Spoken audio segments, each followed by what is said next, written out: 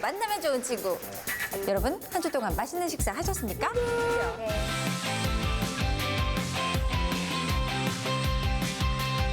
이 속초의 오징어 순대를 어떻게 만드는지를 보여드리려고 그래서 여기를 찾아왔습니다.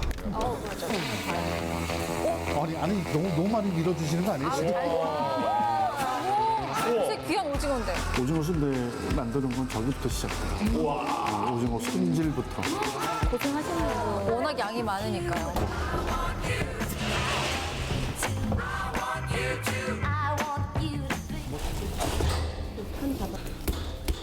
이제 쌀만 들어가면 이제 마지막 배합 과정인가요? 예, 요거 들어가면 과정 끝나요. 이거. 배합 과정은. 저렇게 저렇게 해서 속을 채우는군요. 이렇게 이제 눌렀으면 여기서 우와. 바로 이렇게 쪄서 냉장이나 냉동실에 들어가는 게 아니라 물을 빼고 한 김을 식힌 다음에 As the crowd was chanting more, I was grinning like I'm winning. I was hitting my marks, 'cause I can do it with a broken heart. 나왔다. 세상에. 일할 때는 좀 그래 느리거든요. 야, 지금 그냥 아예 전광석화네 그냥. 저것도 별거. 맛있겠다. 아이고. 이 속초 오징어 순대에 대한민국에서 명품 순대가 되고 많이들 드시라고 우리 카메라 보고 화이팅 한번 할까요? 네. 속초 오징어 순대 화이팅입니다. 속초 오징어 순대 화이팅!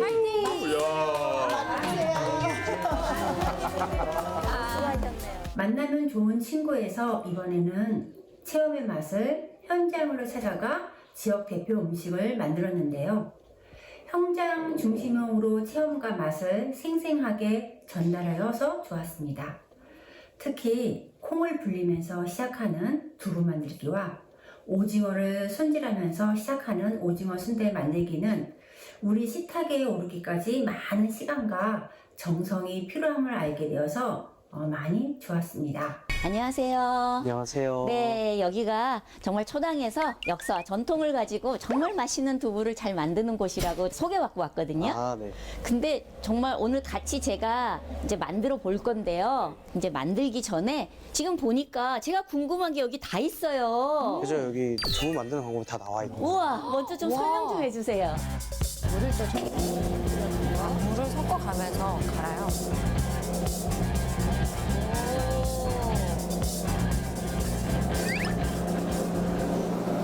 이걸 1차적으로 물기를 한번 빼나 보죠? 이제 콩물을 일단은. 그러니까 얘가 비지가 되는 거예요. 네, 가마솥에 넣고 끓이다가 적당히 끓인 상태에서는 지금 간수를 넣었거든요. 바닷물 정제수. 그리고 그거를 다시 지금 몽글몽글해진 상태를 지금 두부 틀에 넣고 지금 두부를 만들고 있습니다. 그러니까 처음 시작부터 이렇게 두부가 완성되는 과정까지 지켜보니까 정말 어느 하나 흐트러짐 없이 정성이 두부를 만든다. 이렇게 해야 될 것 같아요, 정의를. 저 이거 두부 보면서 왜 이렇게 마음이 찡할까요? 왜? 이 사장님의 노고를 제가 아니까. 자, 이제 이걸 가지고 먹으러 갈 겁니다. 아, 맛있겠다. 맛있게.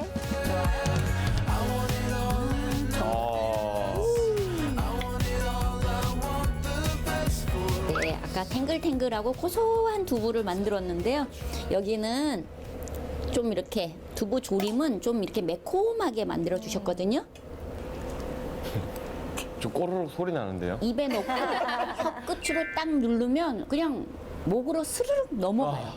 명품 순대 만들기는 청결을 유지하면서 좀 꼼꼼하게 포장하고 위생적인 모습을 볼 수 있었는데요. 두부의 과정은 조금 위생적인 면에서 마스크나 장갑 그리고 위생모를 적절히 사용하지 않고 있어서 좀 그 과정을 청결하지 않는 모습이 조금 아쉬웠습니다.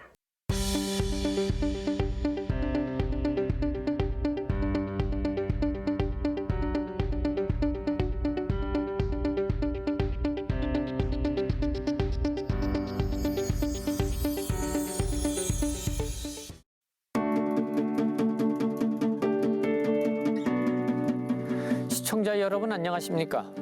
강원 1도 1 국립대라는 야심찬 목표로 2023 교육부의 글로컬 30에 선정된 이후 강원대학교와 강릉 원주대학교는 통합을 추진하고 있습니다. 그러나 통합 과정에서 반발이 확산되고 있는 양상인데요. 오늘 시사반장에서는 강원대와 강릉 원주대와 통합 추진 과정과 그에 따른 갈등 그리고 앞으로의 해결 과제에 대해 말씀을 나눠보도록 하겠습니다.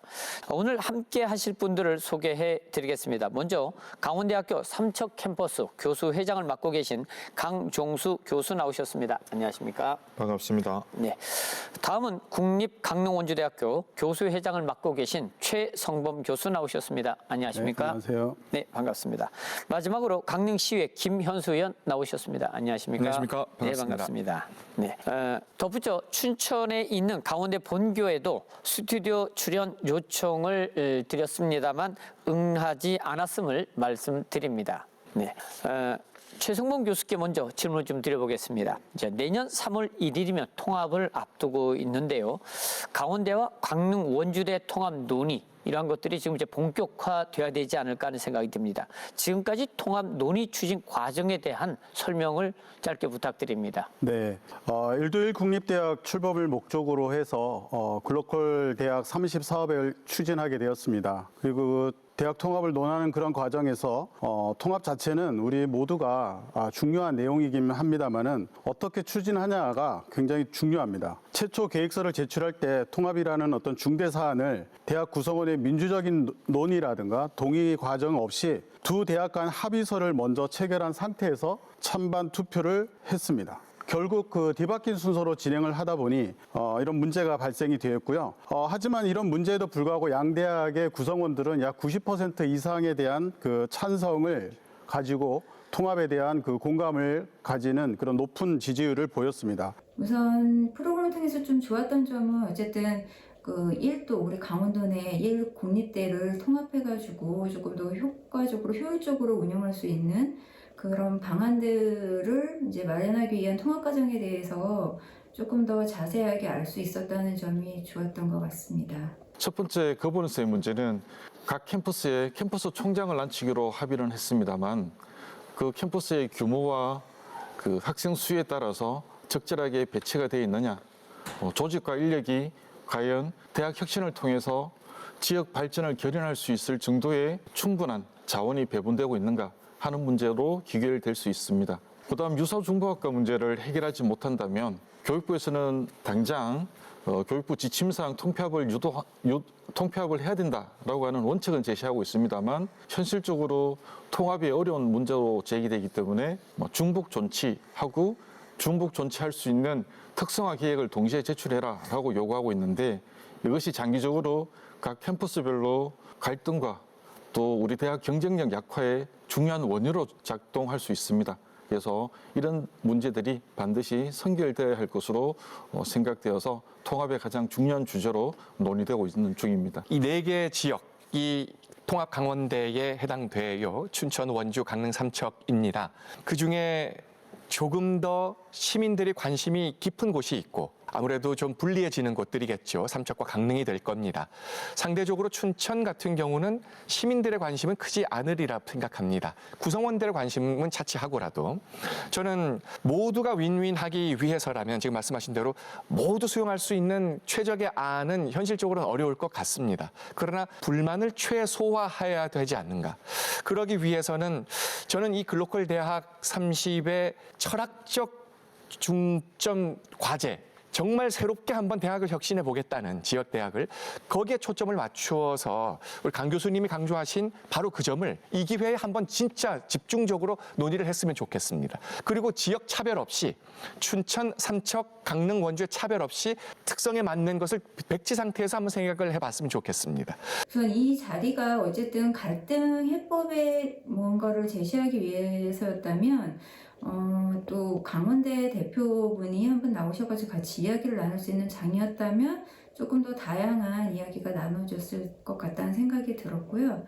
또 이제 나오신 분들이 이야기를 하시면서 이제 관련한 자료 같은 거를 이렇게 보여주셨을 때 이렇게 A4지로 이렇게 작게 만들어진 자료들을 보여주셨는데 이런 부분을 조금 그 방송사 측에서 좀 제대로 준비를 하셔서 좀 보여주셨다면 시청자 입장에서는 조금 더 보기 좋지 않았을까 하는 생각이 좀 들었습니다. 자료 화면이 너무 작아서 조금 그 파악하는데 조금 주의를 더 기울여야 됐던 점이 조금 아쉬웠던 것 같습니다. 시민단체 교수님들, 지역민들의 목소리보다는 학교의 주인공 학생들의 의견을 들을 수가 없었고 춘천 원주 학교의 패널들도 참석해서 토론이 이루어졌다면 좀 더 좋지 않았을까 합니다.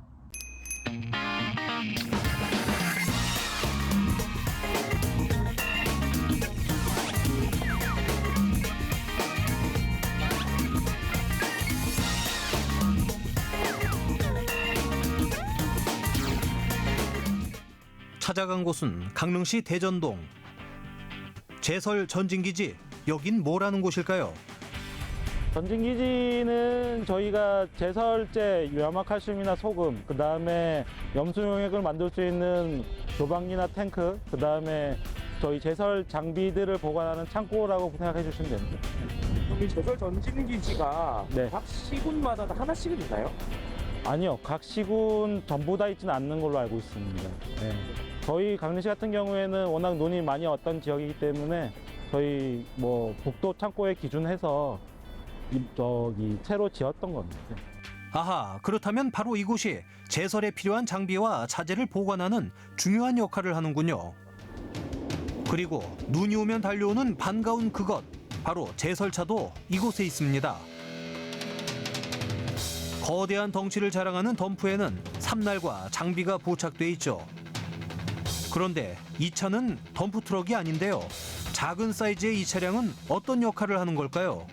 다목적 그 차량이라고 해서 부착 장비에 따라서 이제 활용도가 무궁무진한 차량으로 저희 강릉시에서 한 2대 정도 소유하고 있고요. 또 살포기, 그 다음에 또 옆에 보이시는 분사 장치를 통해서 이제 염수 용액 분사나 이런 것들 다 무궁무진하게 활용할 수 있습니다. 좋았던 점은 우리 제설에 참여하시는 공무원분들의 숨은 노고를 알 수 있어서 참 좋았던 것 같습니다. 최근에 서울이나 다른 지역에도 눈이 많이 오고 이제 제설의 중요성이 좀 대두되고 있었는데요. 저희 강원도 같은 경우는 매년 많은 양의 눈이 내리기 때문에 제설에 대한 대비나 이런 것이 잘 되어 있는 편인데 그런 자세한 부분을 알 수 있어서 너무 좋았던 것 같습니다.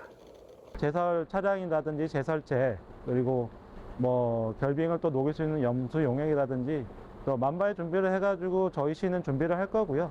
개인들 집들마다는 만약에 뭐 염화칼슘이라든지 이런 제설제가 필요하시다면 주민센터나 동사무소를 통해서 신청하시면 아마 일부 받으실 수 있습니다.